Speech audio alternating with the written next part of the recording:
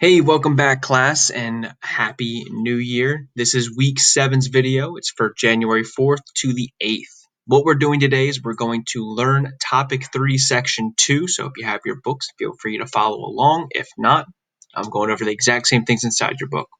But before we hop into this lesson, one thing I want to remind you, on Monday and Thursday, I have live classes. Please, please, please try to make these live classes. Normally I have about 10 students in there, which is great. But the good thing about live classes, if you're confused at all, I'm going over the same stuff I'm doing in this video, but it's an opportunity for you to be able to ask me questions. All right. So on Monday, 9 to 10, I have a live class, and Thursday is 12 p.m. to 1 p.m. If for some reason you can't make it, or if you need a little bit extra help, on Wednesdays from 9 a.m. to 2 p.m., I have my office hours. You can pop in at any time, ask questions, and I can even walk you through your homework assignments to make sure you're on the right track. Hop into today's lesson, we're going to be looking at two different types of numbers. There's prime and composite numbers. So a whole number greater than 1 is either prime or a composite number. A composite number can be written as a product of its prime factors, which is called prime factorization. So before we hop into what prime factorization is, let's break down those two types of numbers. A prime number, hopefully you've heard of before. A prime number is a number that has only two factors, 1 and itself, right? So a prime number is a number like 2, 3, 5, 7, 11, and so on. The reason that it's a prime number is because only 1 and itself multiply to get that number. So for example, 2. Only 2 times 1 do you get 2. There's no other number. Same thing with 3. 1 times 3 is the only numbers that you can multiply to get 3. So these are our prime numbers. And again, there's more. The opposite would be a composite number. And a composite number are every other type of number. 4, 6, 8, 9, right? These are composite numbers because not only can 1 times 4 give you 4, but 2 times 2 can give you 4. So same thing with 6. 1 times 6 gives you 6, but so does 2 times 3 to give you 6. Those are composite numbers. So prime numbers are only 1 and itself, and composite numbers are many different factors can make that number. Okay, so we're going to be looking at both of these things today. One thing you might be familiar with is I said prime factorization. You may have done this last year and maybe even 4th grade. Prime factorization is where you take a number and you break it down to smaller and smaller pieces, right? It's as if you were to take a cake and break it down to its ingredients. We're trying to figure out what prime numbers make up larger numbers. And there's really two ways that you can find prime factorization. And I want to show you both because remember every time I tell you about mathematics, you can find the same answer using different pathways. I want you to choose the pathway that makes the most sense and the one that you are most comfortable with using in order to get your answers. All right. So I'm going to show you both of these and I want you to choose whichever one that you like the best. Okay. Let's first start with a factor tree. A factor tree is where you take a number, in this case it's 48, and you break it down into smaller and smaller pieces using prime numbers. 48 is an even number, so the smallest prime number that we know that we can use would be 2. So 2 is written here, and what we write here is 2 times what gives you 48? 24 does. 2 can't be broken down anymore since it's a prime number, but 24 can be broken down some more.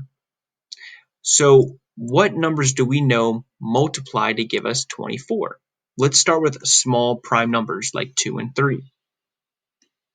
2, I know, goes into 24 12 times. 2 still can't be broken down, but we can break down 12. 2 goes into 12 6 times. And let's break down this 6. 2, times 3. And you can't get any smaller than 2 and 3. So right now we took 48 and we broke it down using only prime numbers, the smallest it can possibly be. In order to write our prime factorization, what we do, the best tip I can do for you is to just say circle every prime number that you have written. So we have 2, 2, 2, 2, and 3.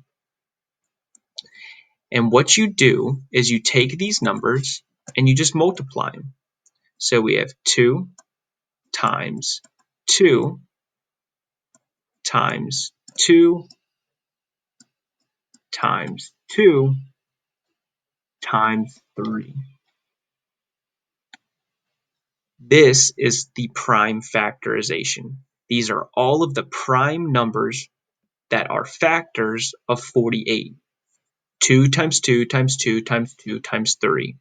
Now, what we learned last week before we went on break is that we could write this repeated multiplication of 2 times 2 times 2 times 2 as an exponent. So we could write this prime factorization as 2 to what power? How many 2's do we see here? 1, 2, 3, 4. So this could be written as 2 to the 4th power times 3. Either one of these answers are fine. But that's what prime factorization is. We took 48 and we broke it down into smaller and smaller pieces of only prime numbers. That's the factor tree method. Let's look at the ladder method and see which one you might like more. The ladder method is you just take the number, or later on you'll see numbers, and you put them inside of a ladder rung. So this would be the top of a ladder. It's kind of like a U, right? And what we want to do is think of small prime numbers that go into this number. So again, it's even, so I know 2 goes into 48 how many times? 2 goes into 48 24 times. Well, I know 24 can be broken down some more. So 2 goes into 24 12 times. 12 can be broken down some more. I know 2 goes into 12 6 times. Well, 6 I know can be broken down some more. It's a composite number. Well, 2 goes into 6 how many times? 3. And if you look, 3 can't be broken down anymore because it's prime. And all of my prime numbers are outside of this ladder that we made.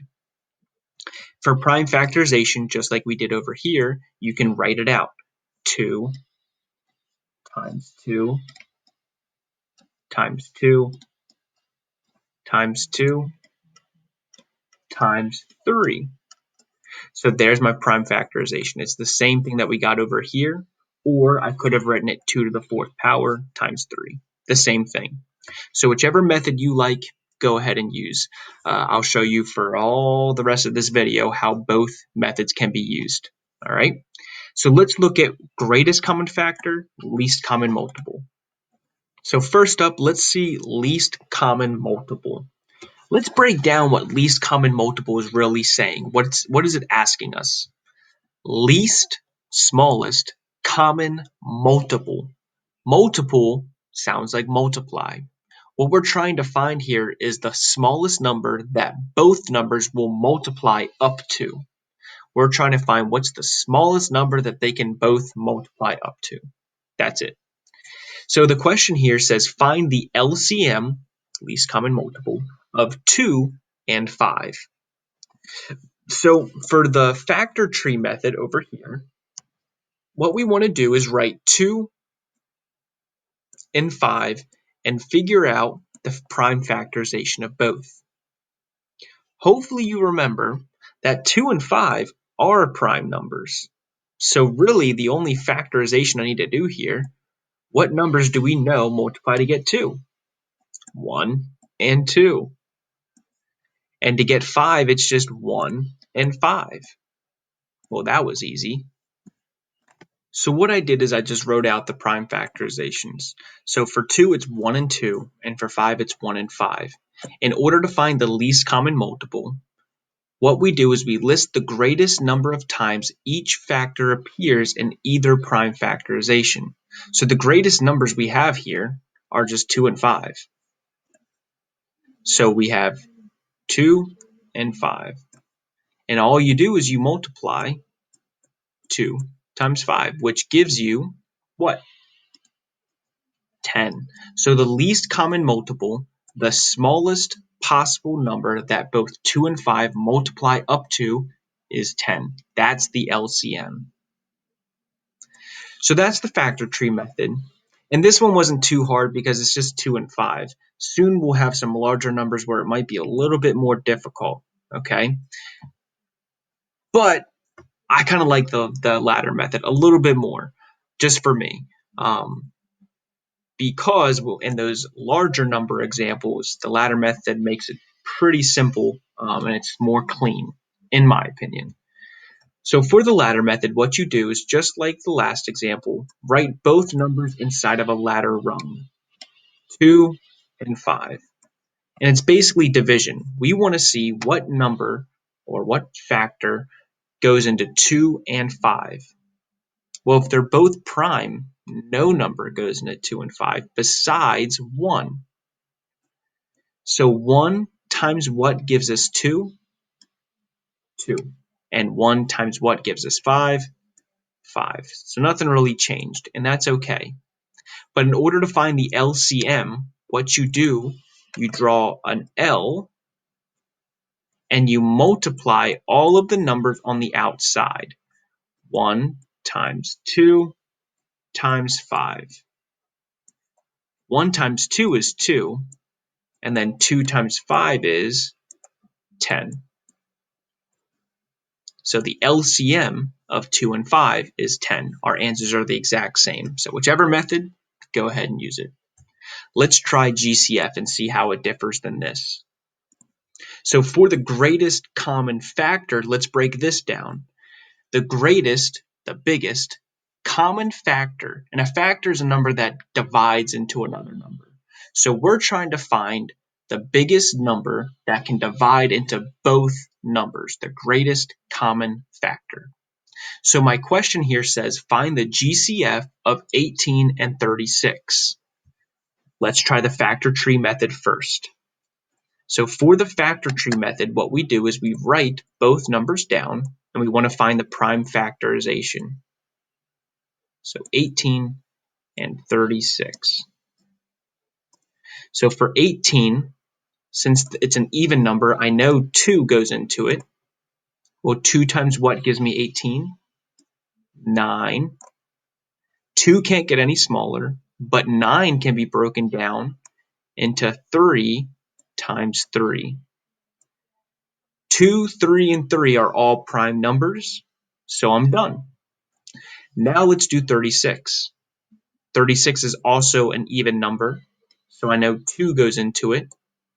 So what's half of 36? 18. 18 is definitely a composite number because there's a lot of things that multiply to get 18. So I know that 2 goes into 18 9 times.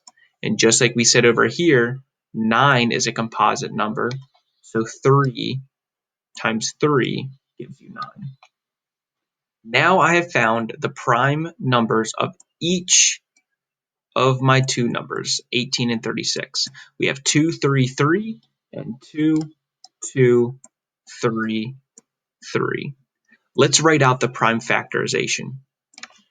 So what we did is we just wrote the prime factorizations for both. For 18, it was 2 times 3 times 3, and then for 36, it was 2 times 2 times 3 times 3. In order to find the greatest common factor, we want to look at what are common factors in both prime factorizations.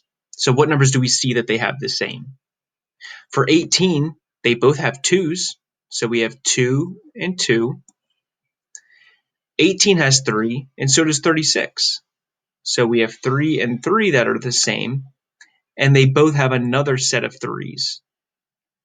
So the numbers that they have in common are 2, 3, and 3. Those are the factors that are common.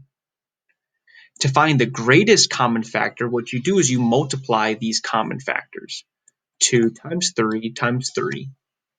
Well, 2 times 3 is 6, and then 6 times 3 is 18. So the GCF, the greatest common factor, is 18. So that's the factor tree method. Use it if you like it. It's not too bad. It just breaks it down to the prime numbers, and that's it. Do the prime factorization, and then you can use the prime factorizations to find the greatest common factor. The other way is the ladder method. Let's talk about how we do that. What you do is you take 18 and 36. You write both numbers down inside of a ladder rung. So we just write both numbers and we just make a U basically around it. And it's just like a division problem. We want to figure out what factors do we know go into 18 and 36.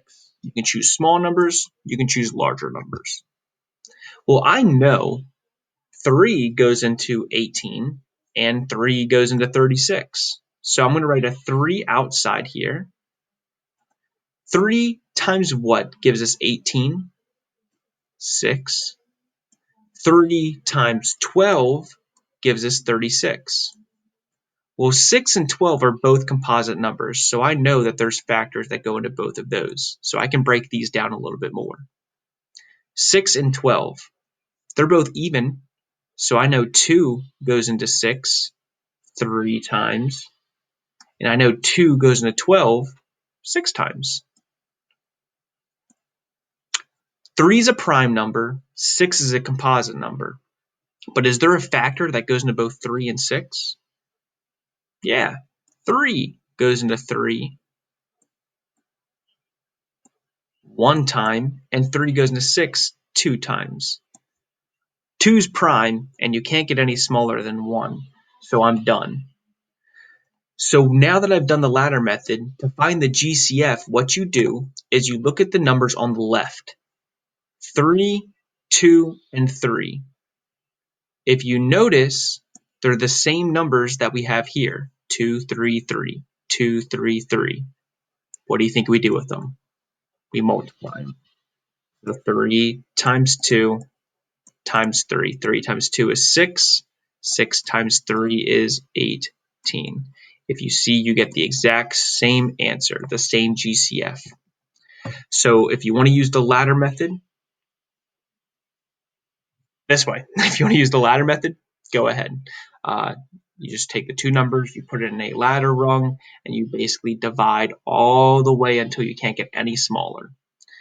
Then, once you have done that, all the numbers on the left-hand side, you just multiply them. Or you can use the factor tree method, whichever way works. So now we're going to take GCF, and we're going to also use a little bit of algebra to see how can we take it to the next step, the next level. So in 8th grade, 9th grade, I know 10th, 11th, and 12th grade, you're going to be starting a little bit of calculus. So algebra with a little bit of calc in with it. And one concept is something called factoring. All right. So we just found the greatest common factor. One good thing that greatest common factor tells us is that tells us what number goes into two other numbers, right? Two larger numbers. It gives us the greatest number that they both have in common, which is handy when we're trying to do something called factoring. All right. So we can use a little bit of algebra, which is this distributive property, to find sums, right? If we had something like use the greatest common factor and the distributive property to find the sum of 30 and 66. All right. So there's two steps here. We need to first find the GCF, and then we need to use something called the distributive property. And before we do break off into these two methods, let me just explain what the distributive property means. What the distributive property says is that if I have a number, I'm just going to say x can be any number, outside of parentheses, we'll say y plus z. What the distributive property says is that I can take this x, multiply it to y, and then take x and multiply it to z. Distribute means to just give out. right? I'm giving out this x to y and this x to z. What that means is that x times y plus x times z will give me the same answer. All right. If I were to put numbers in with this, right, it would be, choose green. Let's say I were to say 4 outside of parentheses 1 plus 2. 4 times 1 is 4 plus 4 times 2, which is 8. What's 8 plus 4? 12. That's what the distributive property says. Because if I were to do it another way, order of operations, 1 plus 2 is 3. 4 times 3 is 12. Same answer. And I know your brain's probably like, what in the world is he talking about? It's just the very basics of algebra. We're going to build on this for weeks. You're going to learn about it next year in 8th grade and probably more and more all the way until you graduate. And if you want to go into college or the trades or any type of job that might deal with algebra, you might see the distributive property later on. Okay. But I'm going to give you the basics, the very bare minimum, so that you can build upon it in the years to come. So anyways, let's hop into the actual question itself. It says use the greatest common factor and the distributive property to find the sum, so the answer of an addition problem, 30 plus 66. Well, 30 plus 66 is 96. So we know our answer in the end needs to be 96. So let's first start with the factor tree method. We want to take 30 and 66 and find the prime factorization in order to find the GCF. So 30 I know is even. So 2 goes into 30 15 times. 15 can be broken down into 3 and 5. And that's the smallest you can get because those are both prime numbers. So the prime factorization of 30 would be 2 times 3 times 5. Let's do 66. 66 I know is even. Well, what's half of 66? 33. Now you might be thinking 33, I don't know any number that multiplies to get 33. And that's not uncommon, but think about it. 33, the two numbers you see there are 3, right? So that means that 3 has to go into 33. Well, 3 times what? 11. 3 is a prime number, and so is 11. Even though it's a double-digit number, there is no other number besides 1 and 11 to multiply to get 11. So the prime factorization of 66 is 2 times 3 times 11. So what I did is I wrote out the prime factorizations. To find the greatest common factor, again, what we need to do when we have the prime factorizations written out is you need to see what are common factors between the two numbers. So they both have 2's and they both have 3's. So that means that my greatest common factor is you take those two numbers, 2 and 3, and you multiply them. 2 times 3 is 6. So the GCF, the first part of this question, is the greatest common factor is 6. Now you might be wondering, well, what about the 5 and the 11? Those two numbers come in handy in this next part, the distributive property. So if you remember up here, we wanted to figure out what 3 numbers would go inside of this type of problem, right? The distributive property says that if I have a number, we're going to write 6 outside of parentheses. What I need to figure out is 6 times what and 6 times what, when added, gives me 96. All you got to do is the numbers that you did not use over here, you write them inside the parentheses. So the 5 goes here, and the 11 goes here. And that's it. So the question said use GCF, we did, and the distributive property, we did, to find the sum of 30 plus 66. Well, 30 plus 66 is 96, and just to prove it using the distributive property, 5 plus 11 is 16. And 16 times 6 is 96. So this right here is correct. Again, I know it's weird, and you might be wondering, well, what in the world did you just do? I'm still lost. That's okay. The distributed property is a property we're going to use for weeks and weeks and weeks to come. All right. So if you don't get it just yet, that's fine. Just know how to find the GCF, which was 6, and then whatever two numbers that you're left with go inside parentheses. That's all you got to do. Basically, take what you did find and plug it into the blanks. So that was the tree method. Let's do the ladder method and see if maybe you like this way more. Again, first thing you got to do is take the two numbers, put them inside of a ladder rung. So we have 30 and 66, and we just draw a U. And we want to figure out what prime numbers do we know, or if you know a composite number, a larger number, that's fine too. But what numbers do we know divide our factors for 30 and 66?